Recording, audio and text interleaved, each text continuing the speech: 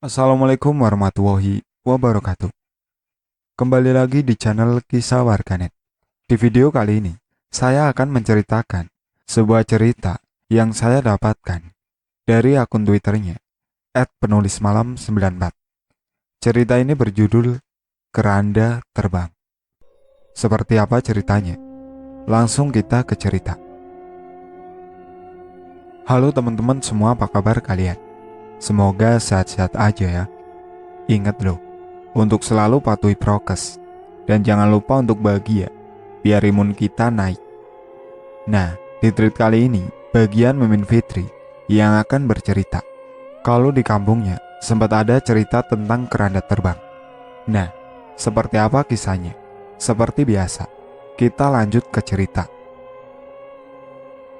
Berlatar tahun 2010, menjelang erupsi dahsyat Gunung Merapi. Di kampungku santer terdengar adanya berita keranda terbang. Aku yang masih berumur muda belia saat itu sama sekali tidak mengerti apa maksud dari keranda terbang. Namun kakekku yang memiliki ilmu kebatinan selalu memperingatiku agar tidak bermain ataupun keluar rumah lewat dari jam 7 malam. Pokoknya kamu harus manut sama perintah kakek buat gak keluyuran malam hari, Fit. Memangnya gak cukup waktu main kamu seharian dari pulang sekolah sampai menjelang maghrib. Ucap perintah kakek menolak rengekanku untuk bermain bersama teman-teman. Oh iya, biasanya tradisi di kampungku ini, kalau ada peristiwa bulan purnama, anak-anak kecil sampai dengan anak remaja itu saling bermain di luar rumah. Karena cahaya bulan sedang terang-terangnya, dan juga mereka menikmati keindahan langit di malam hari. Karena aku yang terus-menerus merengek untuk bermain keluar, kakek pun hanya bisa pasrah dan mengizinkanku untuk pergi bermain. Kakek sempat berpesan, jika aku atau teman-teman melihat ada keranda terbang, sebaiknya lari pulang dan jangan ikuti ataupun didekati. Karena niscaya kampung tersebut akan terkena bencana, dan orang yang mengikuti keranda terbang tersebut tak luput dari malapetaka. Ah, itu mitos saja kek. Tahun 2010 kok masih percaya sama hal-hal begitu? Ya udah, Fitri pamit main dulu ya. Assalamualaikum. Sautku membalas perintah kakek dan langsung cepat-cepat berlari pergi karena sudah ditunggu oleh beberapa temanku di luar. Menjelang malam, langit semakin indah dipandang. Aku mengurungkan niatku untuk pulang ke rumah. Padahal, jam di tanganku sudah menunjukkan pukul 8 lewat 20 menit malam. Aku pun masih asik menikmati cahaya terang bulan yang ditemani oleh beberapa teman-temanku bercerita dan bersenda gurau. Ada pula beberapa anak kecil berusia sekitar 8 sampai 12 tahun yang masih asik bermain lari-larian, menambah suasana hangat di kampung ketika malam hari. Tiba-tiba di tengah suasana menyenangkan malam itu, pandanganku mulai terusik oleh sesuatu yang bergerak-gerak di balik semak-semak. Aku yang mulai penasaran sekaligus agak berwaspada, takut-takut kalau ada anjing hutan ataupun ular yang akan siap memangsa di balik semak. Langsung memberitahu teman-teman yang lain jika ada semak yang bergerak-gerak. Restu, kamu kan cowok. Coba kamu lihat deh, apa sih di balik semak-semak itu? Kok perasaan aku gak enak nih? Ucapku sambil menunjukkan jari telunjuk ke arah yang dimaksud. Restu dan Amar langsung bangkit dan melihat menggunakan senter dari dekat semak yang menurutku tadi bergerak-gerak sendiri. Namun setelah beberapa saat, mereka melihat di sekeliling tidak ada sesuatu apapun di sana. Kok aku gak lihat ya? Ada yang bergerak-gerak ataupun yang mencurigakan di balik semak itu? Ucap Sela sambil ikut memantau dari belakang tubuh Amar. Dufit, kamu ini berlebihan deh. Mungkin aja kucing yang lewat. Iya kan, Mar? Jawab Restu dan disambut oleh anggukan kepala Amar. Aku membatin, mungkin saja betul kata Amar dan Restu. Bisa jadi hanya kucing yang lewat.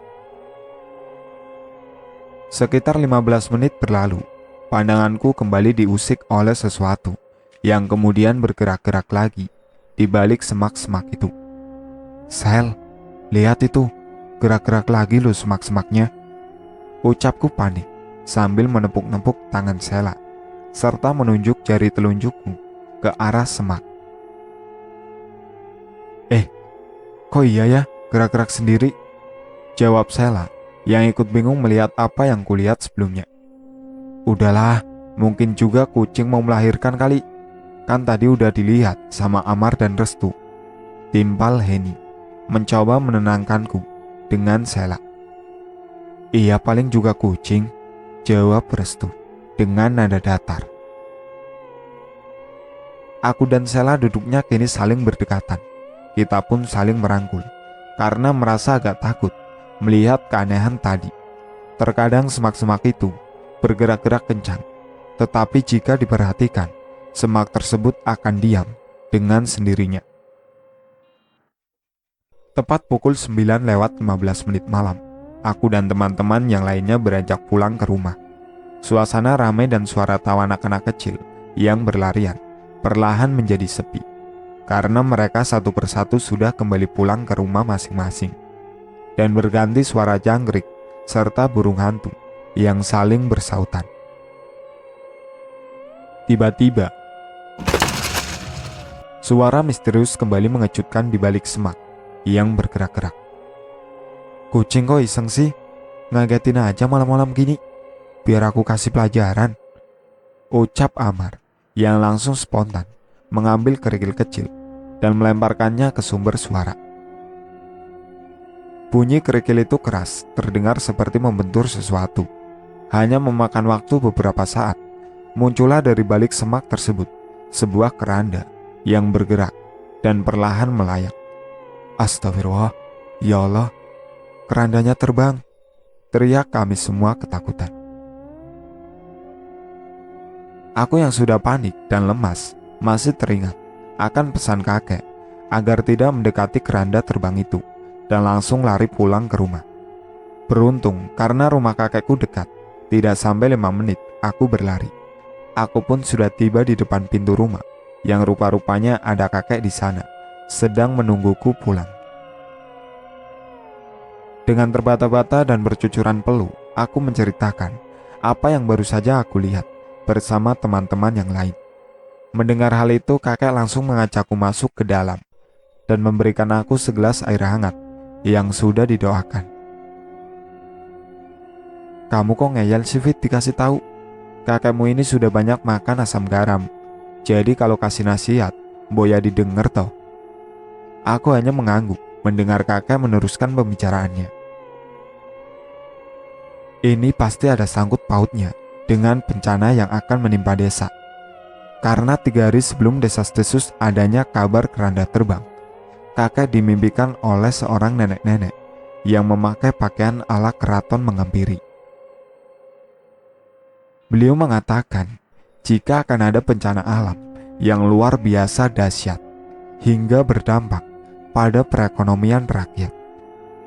Beliau pun bertutur, semestinya manusia harus terus menggantungkan hidupnya kepada Sang Maha Pencipta dan berserah diri serta berperilaku yang baik dalam konteks menjaga alam, peduli terhadap sesama, dan saling tolong-menolong. Terakhir si nenek pun bertutur, jika ada sebuah tanda yang tak biasa muncul di kampung, sebaiknya warga tidak perlu khawatir, tetapi dekatkan diri kepada Sang Maha Pencipta agar senantiasa diberi pertolongan. Saat kakek sadar dari mimpi, kakek langsung teringat akan berita Gunung Merapi yang sebentar lagi akan meletus. "Ya Allah ya Rob, apa ini adalah sebuah pertanda darimu akan ada bencana yang menimpa desa? Semoga engkau menjauhkan kami dari murka amarahmu.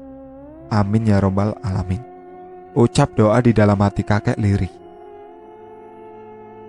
Aku yang masih penasaran kemudian menanyakan kembali apa sangkut pautnya keranda terbang dengan pertanda bencana alam kepada kakek. Dan kakek menghela nafasnya sebelum ia menjawab. Jadi gini loh Fit, sebenarnya keranda terbang atau istilah Jawanya pagebluk, lampor, dan sebagainya adalah sebuah pertanda yang dipercaya sejak zaman dahulu kala di tanah Jawa akan ada sebuah musibah yang menimpa desa. Musibah tersebut akan memakan korban jiwa ataupun akan berdampak pada perekonomian warga. Musibah itu sendiri bisa dari bencana alam ataupun wabah sakit penyakit. Sebagai contoh, ingat dah kamu waktu tahun 2002? Mungkin kamu lupa ya, waktu wabah flu burung melanda. Sempat beberapa warga melihat adanya keranda terbang yang berkeliling di atas rumah, termasuk kakek saat itu yang juga melihat peristiwa tersebut ketika berada di pos ronda.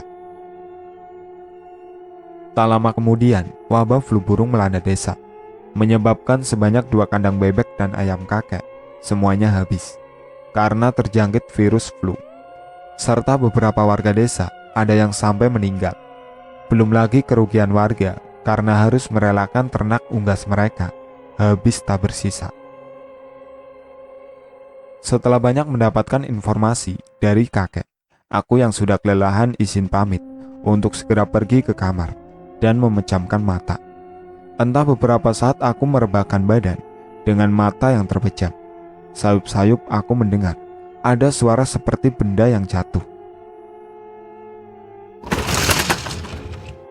Suara itu semakin jelas terngiang-ngiang di telingaku, dan setelah beberapa kali suara itu mengagetkanku. Aku baru sadar jika itu adalah bunyi suara dari keranda terbang yang baru kulihat. Aku langsung pergi ke kamar kakek dan meminta melihat keluar rumah karena aku sangat yakin jika suara itu adalah suara dari keranda mayat yang terbang. Kakek dengan segera berlari keluar dan melihat ke atap rumah, namun tidak ada apa-apa.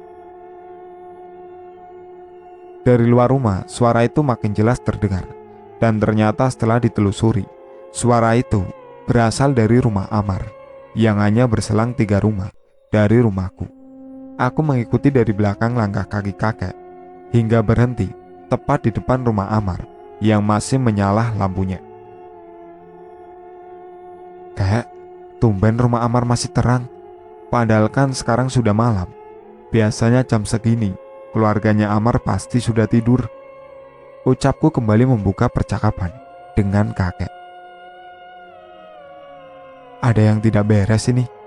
Kakek melihat ada keranda terbang di atap rumah Amar. Ucap kakek sontak membuatku gemetar ketakutan. Aku mencoba melihat ke atas atap rumah Amar, namun tidak kulihat ada fenomena penampakan keranda terbang. Hanya saja suara itu masih nyaring terdengar. Ayo Fit, jangan diam aja kamu. Bantu kakek membacakan lantunan ayat suci surah Al-Baqarah. Setelah itu ayo kita tanyakan sama keluarga Amar, apa semua baik-baik saja? Perasaan kakek tidak enak. Setelah aku mengikuti kakek melantunkan doa, aku dan kakek langsung mengetuk-ngetuk rumah Amar. Assalamualaikum, permisi, Bu, Pak. Waalaikumsalam. Suara dari balik pintu menjawab salam, serta membukakan pintu rumah. Oh, Mbahnya Fitri sama Fitri toh. Tumben malam-malam begini bertamu. Ada apa toh? Iya, monggo masuk dulu, jawab Bu Sumi, mempersilahkan kami berdua masuk. Nggak usah repot Bu Sumi, kami cuma mau menanyakan apa Amar baik-baik aja, timpal kakek. Anu Mbah, tadi Amar katanya habis main sama temen-temennya, tapi pas mau pulang dia ngeliat keranda terbang, terus Amar lari. Sampai di rumah, kening dan badan Amar panas sekali Mbah. Dia terus meracau mengulang kata maaf sambil bergetar menggigil kedinginan. Lalu di mana sekarang Amar Bu Sumi? Bisa nggak bawa saya buat ketemu Amar? Saya mau coba menyembuhkan Amar, pinta kakek. Oh, boleh Mbah. Amar ada di kamar sedang dikompres sama bapaknya tuh. Rencananya kalau panas Amar masih tinggi, besok Amar mau kita bawa ke puskesmas aja Mbah, ucap Bu Sumi mempersilahkan kakek dan aku masuk ke kamar Amar. Tenang Bu, sakit Amar sepertinya bukan sakit medis, Ini cuma karena Sawan lihat keranda terbang, jawab kakek datar. Loh, saya dan suami pikir Amar ini karena badannya panas tinggi, jadi mengigau dan berbicara tidak jelas, Pak. Malahan suami saya bilang, badan Amar panas karena masuk angin, habis main di luar malam-malam, ungkap Bu Sumi. Tanpa berlama-lama, kakek segera menuju kamar Amar dan meminta izin untuk menyembuhkan Amar dengan media perantara air yang sudah didoakan, supaya Amar bisa cepat pulih kembali. Setelah Amar coba disembuhkan oleh kakek, benar saja, panas Amar mulai mereda dan Amar bisa kembali tertidur. Kakek menjelaskan, jika keranda terbang yang dilihat Amar dan teman-temanku adalah nyata adanya, tidak perlu ditakutkan, karena itu adalah sebuah pertanda yang diberikan oleh alam. Singkat cerita, beberapa hari kemudian, tepat di bulan Oktober, puncaknya tanggal 26, Gunung Merapi mengeluarkan erupsi dan juga hujan abu vulkanik yang berdampak pada beberapa wilayah di sekitar Jawa Tengah. Kampungku yang berada di Cilacap sampai Majenang ini juga tak luput dari amukan si Gunung Merapi. Kabut tebal dan hujan abu vulkanik menyelimuti kampungku selama hampir 1 minggu. Akibatnya warga mengalami kerugian besar karena banyak ternak yang mati dan juga gagal panen serta kekurangan pasokan air bersih. Banyak pula warga yang mengeluhkan penyakit ispa karena udara bersih ikut tercemar abu vulkanik Gunung Merapi. Sesaat sebelum erupsi Merapi, tak terhitung banyaknya gempa-gempa kecil yang terasa sampai di desaku. Namun beruntung, warga tidak ada yang menjadi korban ataupun adanya kerugian dari gempa-gempa susulan tersebut. Sebaliknya, petaka terjadi saat Merapi sudah erupsi. Akhir cerita dari kisah keranda terbang ini, aku mengambil kesimpulan jika sebenarnya keranda terbang adalah sebuah peringatan jika akan ada sebuah wabah penyakit ataupun malah bencana alam yang akan terjadi di waktu dekat. Tetapi, aku pribadi tidak bisa menjustifikasi jika keranda terbang dalam kepercayaan di beberapa daerah adalah ulah iblis atau setan yang akan mencabut nyawa manusia. Dan konon katanya, sampai membuat orang yang melihat penampakan itu akan menjadi tidak waras atau hilang kesadaran. Karena kepercayaan dan sudut pandang setiap daerah terhadap fenomena keranda terbang adalah berbeda-beda. Nah, sekian cerita pengalaman keranda terbang dari Mimin Fitri yang Mimin Marcel bisa bawakan ke dalam visualisasi tulisan. Semoga apa yang baik dalam cerita ini bisa diambil sebagai contoh kehidupan. Mimin juga mau mengucapkan terima kasih yang sebesar-besarnya. Itulah akhir cerita dari keranda terbang. Sekian dari saya. Wassalamualaikum warahmatullahi wabarakatuh.